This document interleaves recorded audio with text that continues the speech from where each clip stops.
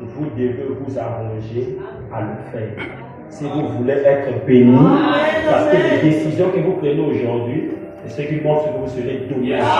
Si tu n'arrives pas à payer la dîme, c'est que tu as encore un esprit d'église. Apprends à le faire pour que tu sois complet. Parce que tous les commandements de Dieu ont toujours une bénédiction derrière ça. Et aussi une malédiction quand vous ne l'obéissez pas. Donc la bénédiction, c'est que c'est la récompense. Mais la malédiction, c'est la sentence. Est-ce que vous voulez cela? Satan te réclamera ce jour-là. Il faut faire attention. On paye la dîme de tout. C'est biblique. Abraham payait la dîme de tout à Élohim. Un frère m'a dit, parce que si on me partage, je peux payer la dîme, je dis oui. Là, on ne paye pas seulement la dîme à la fin du mois. Même si on t'a partagé 1 million, on lève la dîme de Dieu, tu nous payes. Parce que ça, c'est ce que ton revenu. On ne paye pas par l'argent qui n'est pas pour toi. On paye que par ton propre argent. L'argent du marché, ce n'est pas pour toi. C'est l'argent du marché. C'est ton propre argent à toi qu'on paye la dîme. Tu sais que ça, c'est pour moi. On lève la part du Seigneur. Est-ce que c'est clair? Et on doit payer la dîme, pas seulement à la fin du mois. Mais quand le Seigneur te donne, c'est là où tu dois payer. Oh, on m'a partagé, j'ai bouffé moi-même, non. Même si on t'a partagé, tu dois aussi payer la dîme. Parce que la dîme de tout, c'est pas seulement le salaire. Même si on t'a partagé, tu peux payer la dîme. Est-ce que vous comprenez? Voilà. Qui a touché le cœur de la personne qui t'a partagé? C'est toi. C'est Dieu. Si tu es chrétien, tu vas comprendre que c'est Dieu. Amen. Tu as ramassé l'argent et que tu sais que tu n'as pas volé ça. Ça n'appartient pas à quelqu'un. Pas ramasser l'argent de la parcelle, ça c'est le vol. Bon, dans le pas on veut vivre ramasser un mot, puis ramasser un mot. Non, c'est que c'est pour quelqu'un qui vit là-bas. Pose la question qui a fait tomber l'argent. Sinon, demande qui a fait tomber l'argent. Et puis, si quelqu'un réclame, donne-lui son argent. Mais si c'est en route, tu n'as pas vu quelqu'un qui agit. Tu regardes de gauche, tu n'as vu personne. Ça, c'est normal. Tu ramasses. Est-ce que tu ne peux pas aller à la radio pour aller faire la communication? Sinon, tous les fontaines viennent à la radio. Tu sais comment les fontaines galèrent? Qui ne va pas venir à la radio pour dire qu'ils sont là? Alors, donc c'est ça. On lève la part de Dieu. Si tu es chrétien, le prophète dit que vous devez avoir une église là où vous payez votre dîme. Tu vois, donc on doit toujours payer une dîme. C'est fort. Et la Bible dit, mettez-moi le peuple, je vous bénirai. Le contraire, c'est qu'il a dit, d'abord il a dit, je menacerai ceux qui vous dévorent.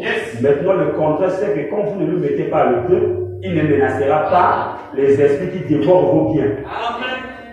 La vie est longue. On peut vivre pendant 100 ans si Dieu permet. C'est Dieu. Il peut te laisser vivre. J'ai vu une dame, 104 ans, aux États-Unis. Elle est là en train de parler pour un marché.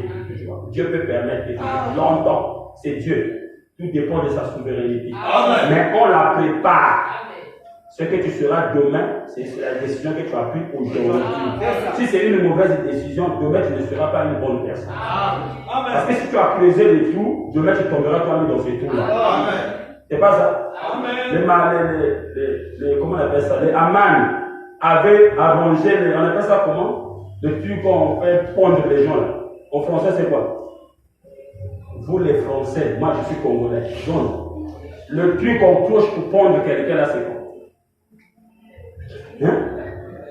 Tu vois que ça n'a pas mal. Si pasteur me savoir il y a le pasteur de la zone de là, là j'étais élu. Ça s'appelle comment? Ah non. Parce que vous voulez chaud. Du chaud. Amen. Il n'y a pas de péché à cela. On n'est pas des Français. Je ne suis pas Emmanuel Macron. Moi je suis Congolais. Je parle bien dans mon patois du Congo. Voilà, il est chaud. Naman, on a tout là. On a tout dit. On est pondre Mardoché. Il y a des humains qui Mardoché, madame, moi, Mardoché est parti prier. Dieu a suscité Esther. Esther est partie voir le roi. Le roi a dit à Esther, tu es la reine, non? Oui. Écris un autre décret. Décide ce que tu veux. Esther a écrit, signe au nom du roi, elle a signé. Fini. Donc les Juifs ne devaient plus mourir. Les Juifs devaient se défendre. Et dès que le complot de Naaman fut dévoilé, le roi, on a dit chez le roi, il y a même le chocho qu'on a préparé pour Mardochée. Il dit quoi? Qui a préparé ça? Naaman. Ok, allez-y le prendre lui-même sous son propre chocho. Mais tu ne dis pas me dire le nom, j'ai dit chocho. Au moins, dis-moi c'est quoi? Voilà. Oh, moi je connais le français. Non, et les gars français, ils vont pas français. Nous, c'est bien notre patois qui Congo et Lingala. Alors pourquoi si ça me coin, je prêche en Lingala? Voilà, ça me coin en Congo. Mais je ne peux pas prêcher en Vili, en Lari, parce que ça c'est patois coutumier.